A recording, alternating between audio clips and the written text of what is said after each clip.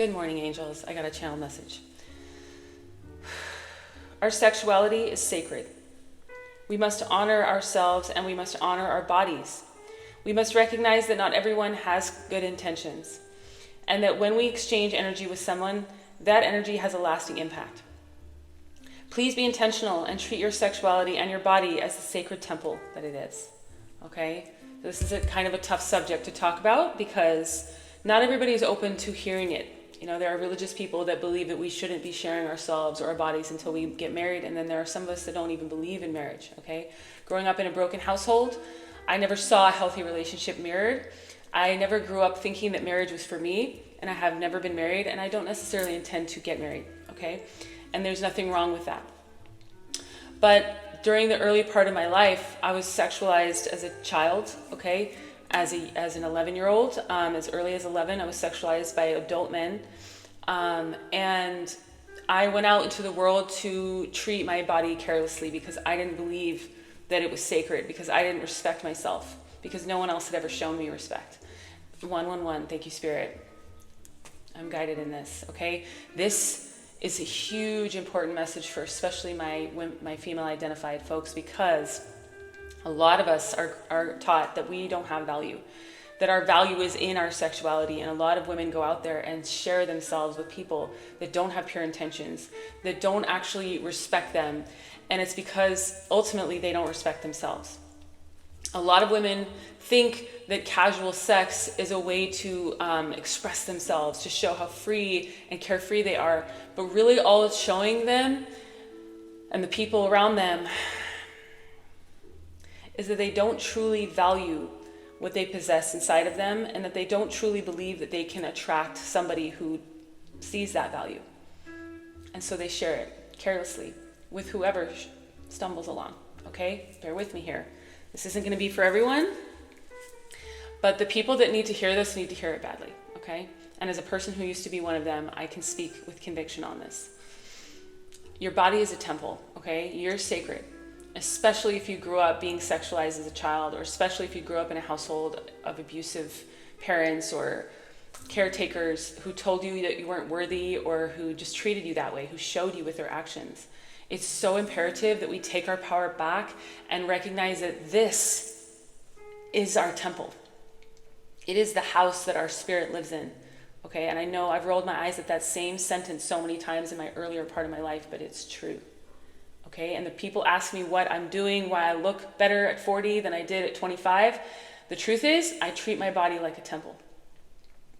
Okay, I practiced celibacy for a few years, and I have learned how to take my power back. I learned during that time, celibacy, that when I told people I was dating that I don't have casual sex, it's pretty clear who was actually interested in me as a person, okay?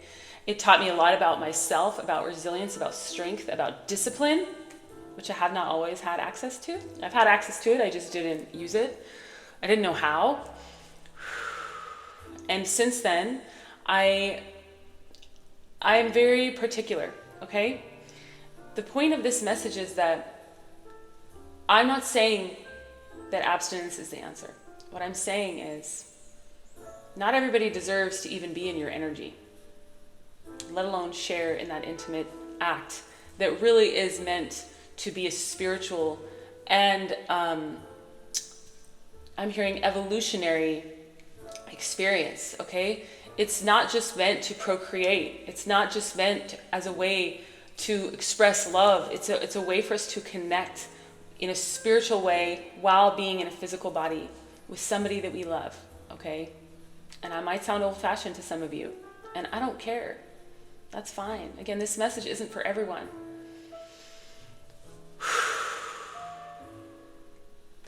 Let's just pretend that our body is a temple, even if you don't believe that. Would you want to let a stranger in? Would you want to let somebody who sees you as a sexual object into your temple? Would you entertain the same people that you entertain now? Even just casually in the street, even just talking to them in a bar, even just going into a bar in the first place. I'm so protective of my energy. I keep a high vibration because I don't just spend time with anyone anywhere. I protect myself because I know that I'm precious and valuable. And I know that a lot of you guys don't understand that about yourselves yet. And I don't just say this because I think I'm special and you're not. I know that we're all fucking special. And as soon as we realize that and step into that power and step into that sovereignty, where we don't need anyone for anything, we don't rely on anyone, we are the master of our domain, we are in control, but not in the way that the ego wants to control, okay? That's a different kind of control. I'm talking about getting back to the source, okay? The source of love. I don't believe in God up in the sky. I believe in God as everything. God is the hummingbirds that visit me every day. God is the deer I saw outside of my backyard this morning. God is my cat when I wake up in the morning looking adorable and purring. God is me. God is you. Okay, but the trouble about humans being God is that sometimes they wield it because they want power, or they just don't understand that. And so we have the ability to go in a low vibration or a high vibration, okay? Ego mind, devil mind, high mind, higher mind. I just saw a hawk outside. It's a choice, okay? Humans have the ability to be a lot of different things. And we've seen that through history. And that's why a lot of people don't trust other humans, okay? And I understand that too. But the truth is, we can't really trust anyone until we can trust ourselves. And if we're out there spreading ourselves thin, if we're just watering down our energy by diluting it with toxic people and people who don't respect us, we're showing the universe and everyone around us that we're not ready for what's next. We're not ready for something beautiful. We're not ready for the dreams that we've had since we were a child. Okay, whether that is to get married and have a family. Because for a lot of you it is. But when you're filling your cup, your metaphorical cup, with things and people that don't serve that dream, you're showing the universe that you don't really care enough about it to fight for it. You need to empty your cup of all the things that aren't serving you so that God can fill it up with what you actually want. Okay, spirit, the universe, source, whatever name you use. Okay? Because when you're filling your cup with a bunch of people that don't respect you, there's no room for anyone good to get in. And even if they did, you wouldn't know the difference because your energy would be so mixed up with that toxicity that you wouldn't really be able to tell. And not only that, the person that you were trying to call in wouldn't really they don't want it to be involved in that. Let me just be honest. The version of me that I was 5, 6, 10 years ago, 20 years ago, wouldn't have been able to call in the man that I truly deserve. Not even close. She wasn't ready. She didn't know she deserved it, and neither would the man that I have been trying to call in, okay? And when I say try, I don't mean try. What I mean is set the intention, empty your cup, and let it go, okay? There's no trying here. All there is showing, letting your actions speak louder than words, letting your actions be in alignment with what you want to call in, setting intentions, and releasing it. It's the trying that's actually the problem. It's the going out there and searching. It's the going out there and trying it's throwing a lot of us off, especially when it comes to love and romance. Okay, and a lot of us, when we go out there seeking casual sex, we're actually looking for love. And we're just confusing ourselves, or we're just kidding ourselves. Or we're just so detached from the way that we really feel that we can't even tell because we're too busy pouring drugs and alcohol or whatever on to our beautiful sacred vessel, okay? And I say this with love. As a person who used to drink pretty much every night of the week for decades. As a person who smoked off and on since I was 12 years old, okay? Cigarettes. I don't do any of that anymore because I know my body's a temple. And that is why I look better at this age than I did 20 years ago, okay? Against all odds. And that really isn't the point, but it is something to consider, okay? Because it shows that this work is real. It works. You have to value yourself. You have to understand that you're a prize. And especially if nobody was around to tell you that when you were young. I honestly am crying. You need to hear it more than anyone. If you're going out there, especially my female identified folks, and you're just having casual sex with people that don't deserve you, it's because you don't know what a prize you are.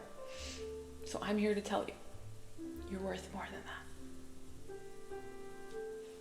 Purify, okay? Purify yourself. Come back to self. Come back to self-love. Come back to self-respect. most importantly. And know that you're not doing this alone, okay? You always have help, whether you believe it's above you, below you, or all around you, okay? You're not doing this alone. And I'm here to support you, okay? I want to step more into my role as a sex therapist. I know that's something that I came here to do. I've known that since I was young, and I'm claircognizant. Sometimes you just know things when you're claircognizant. And I've known this since I was really young, but I wasn't ready. And now I'm ready. I've had a few of my clients come forward and share some really hard stories about why they are the way they are. And it's something that means a lot to me, and it's something I have personal experience with, and it's something that I would love to help you with. So if you're struggling with healing some wounds around your sexuality, if you're struggling with owning who you are, with the shame, guilt, I can help you, okay? But either way, just know that I love you. You're sacred, and you're not alone. Keep going.